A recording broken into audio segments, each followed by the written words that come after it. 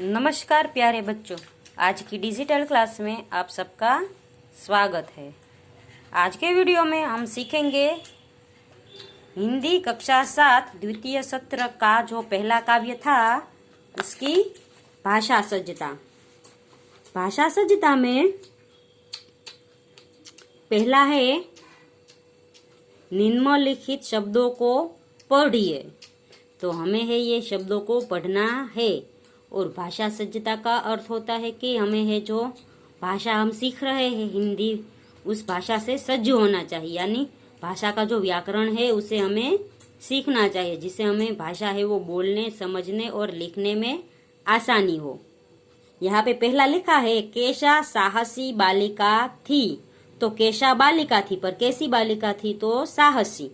फिर है बगीचे में सुंदर फूल खिले थे। तो बगीचे में फूल खिले थे, पर कैसे फूल थे? तो बगीचे में सुंदर फूल थे।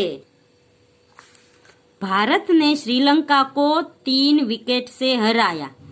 तो भारत ने श्रीलंका को विकेट से हराया, पर कितनी? तो 3 विकेट से। बाल्टी में थोड़ा सा पानी है। तो बाल्टी में पानी है, पर कितना है? थोड़ा सा। फिर है वह आदमी जा रहा था। तो आदमी जा रहा था, पर कौन सा? तो कि वह आदमी जा रहा था। उपर्युक्त वाक्यों में रेखांकित शब्द साहसी, सुंदर, 3, थोड़ा सा और वह संज्ञा की विशेषता बताते हैं। संज्ञा यानी हम पढ़ चुके हैं, संज्ञा यानी नाम। किसका? तो व्यक्ति का, पदार्थ का, वस्तु का कोई भी नाम हो उसे हम संज्ञा कहेंगे। इसे हम अंग्रेजी में नाउन भी कहते हैं। तो संज्ञा की जो विशेषता दर्शाते है उसे हम कहते हैं विशेषण। तो थोड़ा सा है वो पानी की विशेषता है, 3 है वो विकेट की विशेषता है, वह है वो आदमी की विशेषता है, साहसी है वो बालिका की विशेषता है और सुंदर है वो फूल की विशेषता है। तो ये सब शब्द है वो विशेषता दर्शक शब्द है, इसलिए इन शब्दों को हम विशेषण कहते हैं। और व्याख्या है जो शब्द संज्ञा की विशेषता बताता है उसे विशेषण कहते हैं। तो आगे कुछ और विशेषण भी दिए गए हैं। निम्नलिखित वाक्यों को पढ़िए। हमारे देश में ईमानदार लोग ज्यादा है। तो हमारे देश में लोग ज्यादा है, पर कैसे? ईमानदार। दूसरा है मुंबई जाने के लिए लंबा रास्ता तय करना पड़ता है। तो मुंबई जाने के लिए रास्ता तय करना पड़ता है, पर कैसा? तो के लंबा। फिर है कौवे का रंग काला होता है। आगे है खरगोश का शरीर मुलायम होता है। शरीर के साथ मन स्वस्थ रखना जरूरी है।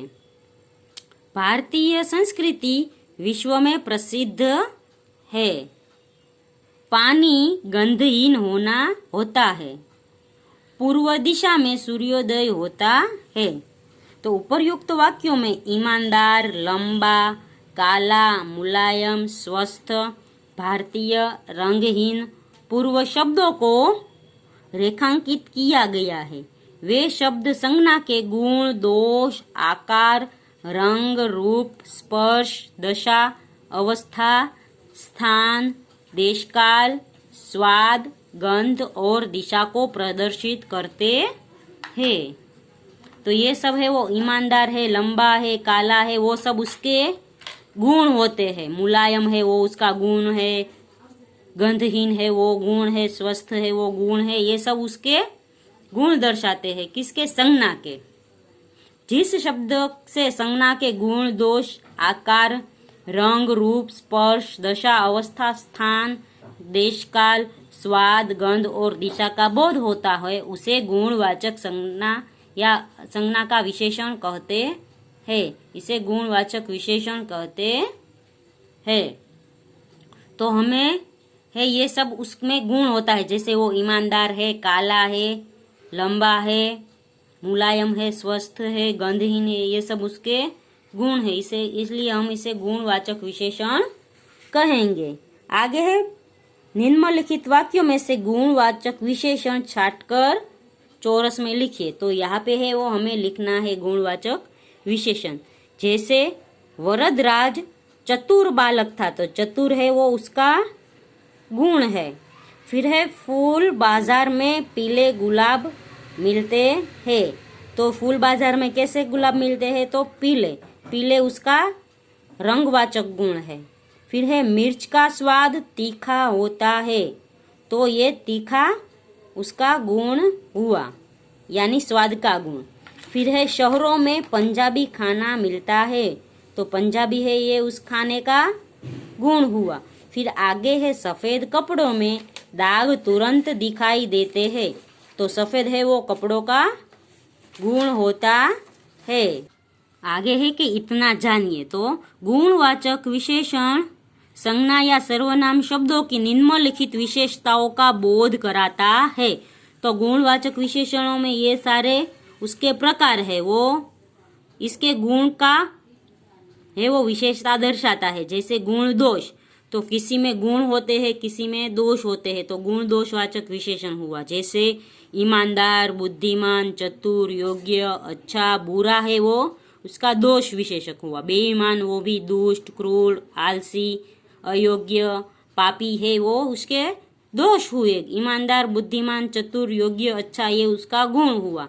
फिर है आकार, तो आकार का है गोल, चौड़ा, लंबा, पतला, छोटा, मोटा, वर्गाकार, तिकोना आदि। फिर रंग में है सफेद, काला, पीला, सावला। फिर स्पर्श में होगा कोमल, कठोर, खुरदुरा, चिकना, मुलायम।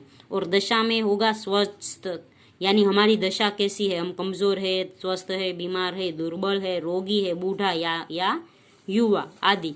फिर है स्थान और देश काल, यानी ग्रामीण, प्राचीन, भारतीय, शहरी, जापानी, पंजाबी। और आगे है स्वाद या गंध का, तो खट्टा, मीठा, चटपटा, कटुआ, फीका, तीखा। और अंत में है दिशा, यानी पूर्व, पश्चिम, उत्तर, दक्षिण आदि दिशा का गुण। तो बच्चों इस वीडियो में हमने है वो विशेषण का टॉपिक सीखा और विशेषणों में भी एक प्रकार गुणवाचक विशेषण सीखा।